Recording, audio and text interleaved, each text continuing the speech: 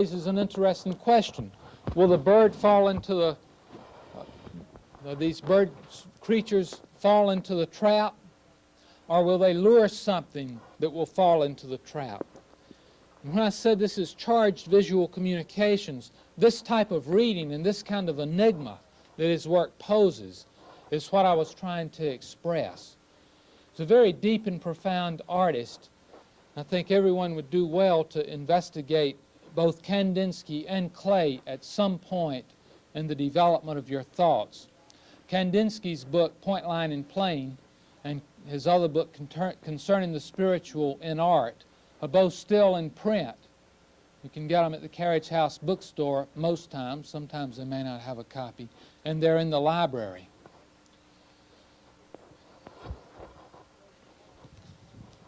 The early Bauhaus slogan was, "A unity of art and handicraft."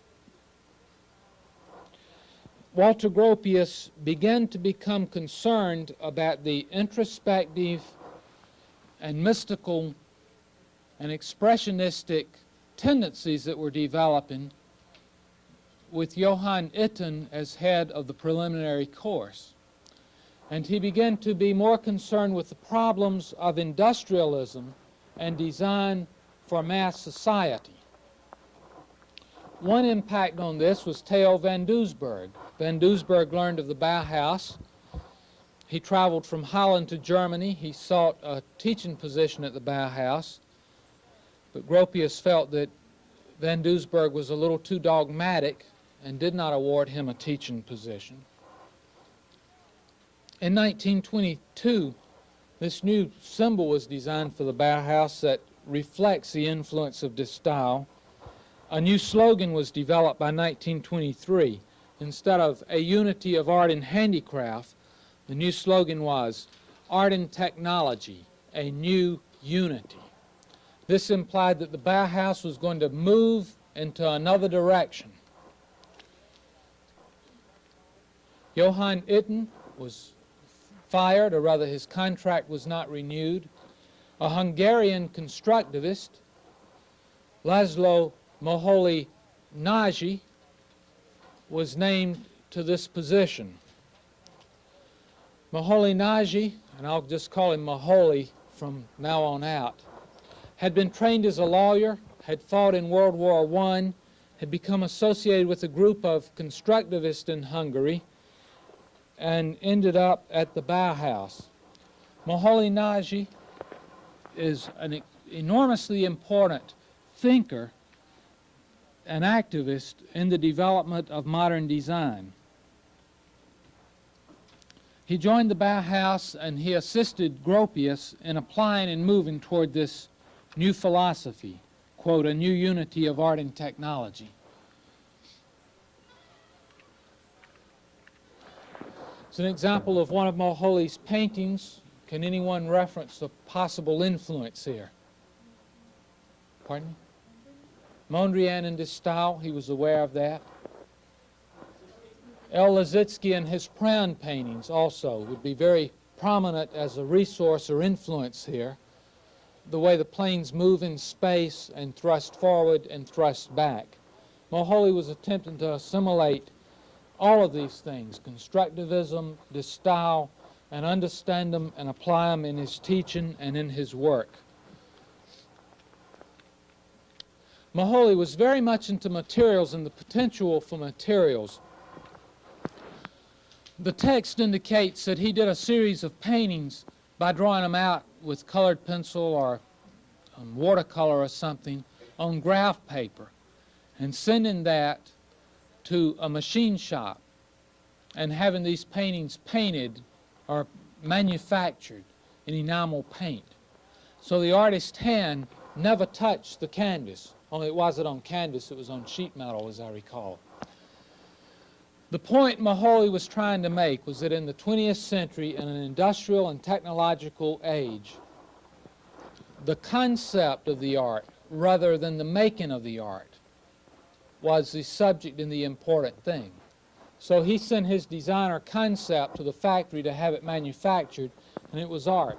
So it's an interesting notion in relation to Marcel Duchamp, isn't it?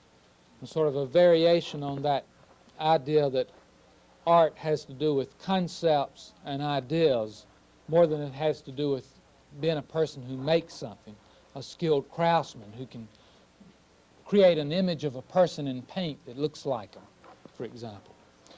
This painting by Moholy is done on a large sheet of copper, and the lines are scratched into the copper, and then some of the lines are filled with paint.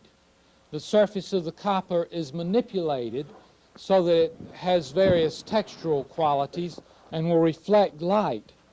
He's very much into physics and the visual properties of things, and the reflection of light off copper was as much an aspect of art as, say, the texture of oil paint in a Rembrandt painting.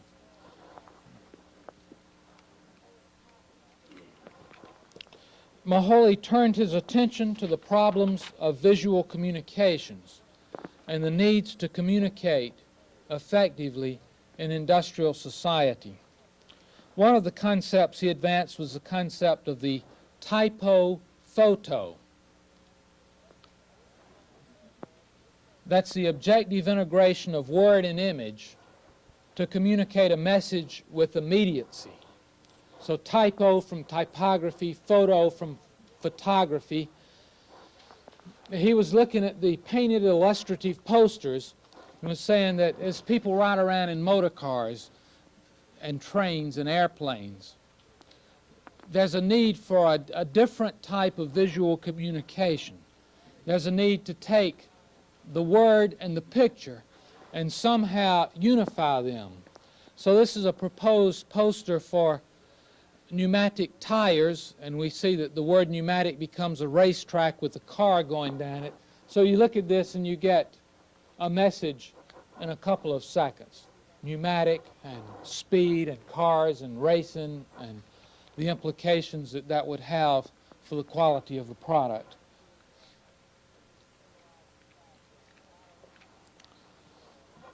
There's a title page for a broom which was apparently never used. Examine this configuration. This cubist idea of transparency is operative. Look how those two words broom cross each other and cross those other planes and the kind of design phenomena that's created by that movement. It's a magnificent composition, isn't it? It's filled with very beautiful spatial intervals and relationships. Another concept that Moholy worked with is what he called photoplastics. Moholy defined photoplastics as photomontages having hand-drawn additions, complex associations, and unexpected juxtapositions. This is a masterpiece. And again, like Rodchenko, at about the same time in Russia, he was attempting to use these new techniques to create a new form of illustration. The title of this photoplastic is called Jealousy. And here we have a young woman with the image of a young man. The young man has vacated himself. He's a hollow shell of himself. He's empty, and he's moved over there in a negative form. Where his heart would be is a figure shooting a gun, and the gun goes through the heart of the man who's there with the woman. Well, this is creating an image of jealousy, a very abstract, difficult concept for which to give visual form. And Moholy has done this very successfully in this photoplastic. This photoplastic is an illustration for a girls' boarding school, had a gymnastics and athletic program. This photograph shows the girls making the initial H, and then we see activities at a sporting event, gymnastics and racing. And note these pale gray shapes that move through the space, sort of a triangle and an arc. that are very important to unify and organize this composition. Moholy was also into the photogram, the cameraless photograph. We've covered this territory before. He would use various objects and combine them in unexpected ways and use light sources to generate these images.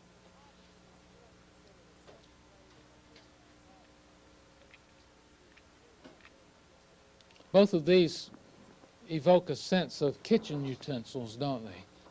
I don't know if they were done with kitchen utensils or industrial parts or what, but they evoke that quality when I look at them. Very beautiful composition. Here the horizontal base made up of angles, and then this column with the sphere on top thrusting upward, and the way the light moves from the background into the central format creates a wonderful dialogue between form and counterform.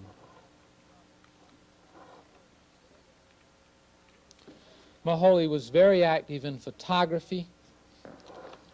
He called photography the new art. He talked about the fact that photography, machine-made images and machine-made art, was going to make traditional painting obsolete. No doubt this was very upsetting to the painters on the faculty at the Bauhaus and the students who were interested and excited about painting as an area to work in. Moholy was active with photography experimentally, also for visual communications. This is the student balconies of the dormitory building at the Bauhaus building. We'll look at that building in a few minutes. Here we're just looking at it from the standpoint of Moholy's vision, the way he has composed these planes in space, standing on the ground, turning upward, and photographing.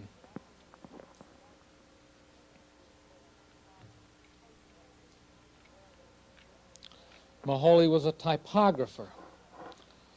Iten was a very progressive magazine that published articles by people such as Kandinsky, Trotsky, Tolstoy, articles by and about these people. It was an important journal for advanced ideas. Here we're looking at constructivist composition. Iten is the name of the magazine. There's a logo published in Amsterdam in 1927. Note how that black square with the Iten relates to this rectangle that's made up of the lines, which contains the titles of the articles, of the subject matter of the articles, and the authors of the articles. Note the placement of Amsterdam 1927, the way it horizontally relates to the black rectangle with I-10. Vertically, it relates to the typography. Note how those two open squares are created at the bottom of the typographic complex, and then the volume 1, issue 1 is placed in the space. If you'd like to see more of the typography from I-10, the Cabell Library has, just out with the periodicals, a complete run. It's a reprint. It's not the original issue, but nevertheless, it's identically the same. Printer got real upset about this because of the way Moholy was using big, bold, sans serif numbers for page numbers, and the way he was using bold type in the middle of a page of type for emphasis, ideas that we've seen before in the 20th century. Moholy involved himself in film, in theater design.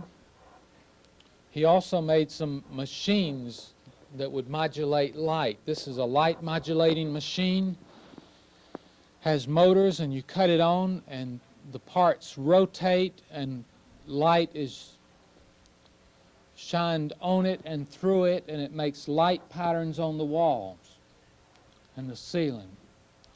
Those visual patterns become the art. This relates back to the whole notion of the Bauhaus and 20th century art, that just as physics has gotten down to working with atoms, chemistry is working with molecular structure, art is involved in the elements, the components that make up all art: light and dark, color, shape, form, line. even with realistic and naturalistic painting and illustration in the 20th century. There's this underpinning of understanding that we're involved in these elements as well as involved with the surface appearance of things. The self-portrait by Herbert Beier. Herbert Beier is one of the most important graphic designers of the 20th century. He was from Austria.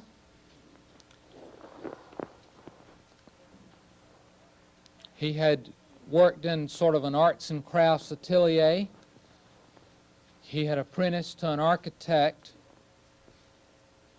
He was a very young man. He heard about the Bauhaus. He was barely out of his teens. He was broke, but he got a copy of the Bauhaus Manifesto. He walked to Weimar. Took him a couple of weeks to go from where he was to Weimar with this portfolio to see about going to school.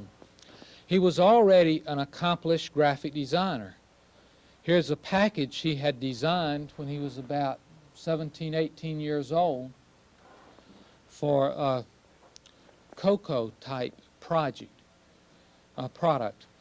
We see here Art Nouveau operative and the Austrian secession movement, the sensibility of moving toward a decorative geometry and sans serif typefaces. And before you get too upset about this kid doing this beautiful work, understand that the European educational situation at the time was such that in your early to mid-teens you would graduate from one school and then the opportunity to go into an apprenticeship and an applied arts school existed. So when we catch Herbert Beier showing up in his late teens, early 20s at the Bauhaus as a student, he had been working for a half-decade as a graphic designer, also had some involvement in architecture. This is some stationery that he had designed that he probably had in his portfolio when he showed up for his interview to apply to study at the Bauhaus. Very interesting. It looks like hand lettering in which what we might call black letter or medieval lettering has been jazzed up a bit, seen through the eyes of Art Nouveau. A very handsome treatment in this very traditional type of stationery design. Wonderful visual relationships and balance. Shazam! Herbert Beier arrived at the Bauhaus. He underwent study in the preliminary course dealing with these elementary elements. His interest in typography and graphic design was very strong. Walter Gropius encouraged this by giving him things to design. He became aware of the De Stijl movement, and he met Theo van Doesburg. Was very much interested in Walter Gropius' philosophy of functionalism and rational design and applying this to the problem of typographic communications. This is a postcard, a little postcard for the Bauhaus exhibition in Weimar, July through September 1923. We see that the elements are composed on an open rectangle that echoes the rectangle of the postcard, and then they're balanced in the corners. They connect, except that element in the upper right is autonomous. It's a beautiful piece of design. The balance and the structure, the message is very solid. Herbert Beier at the Bauhaus developed, through this interest in functionalism and rationalism, an approach to graphic design that you would do well to take note of. Had to do with constructing a visual hierarchy, would analyze the material to be conveyed to the audience, a message, determine the hierarchy or priority of the information. What's the most important thing here? Bauhaus exhibition. What comes second in this hierarchy? In Weimar. Next, when? July through September 1923. This exhibition backfired like nothing I've ever heard of in the history of design. The city fathers at Weimar were upset. They were furious at the Bauhaus. Here are all these kook artists over here with all these weird ideas, doing all this stuff that nobody could understand. Rumor had it that half of them were socialists, the other half were communists. And here we are, we've got them here in Weimar as our state school that we're supporting. So they decided they were going to fix the Bauhaus good. With very little notice, they went to Walter Gropius, the director, and said, "Look, Gropius, we want you to have a big exhibition and show us what you people are doing." Everybody got on the case to put together this exhibition of the Bauhaus work from 1919 to 1923. 15,000 people went to the exhibition. A catalog, and this is the cover of the catalog designed by Herbert Beier, was published. Note the use of sans serif type in the color here. The catalog, the publicity, spread all over the world about this new design school with this new philosophy of design. Here's the title page. It was designed by Maholi. Note the repetition of those right angles. The State School Bauhaus, Weimar, 1919-1923. Bauhaus Press, Weimar and Munich. Note the relationships here. The way this 1919-1923 becomes a square and a focal point, and the way those right angles all relate to it. The way the B becomes a stroke of one right angle and the AUHAUS becomes the horizontal stroke of another right angle. Here's the contents page. This catalog really laid it all out from every studio. The ceramic studio, the woodworking studio, the metalworking studio, and so forth.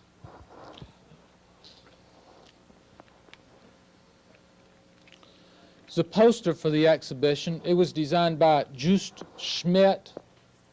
Can you relate this to anything else we've seen? L. Liszitsky's graphics for the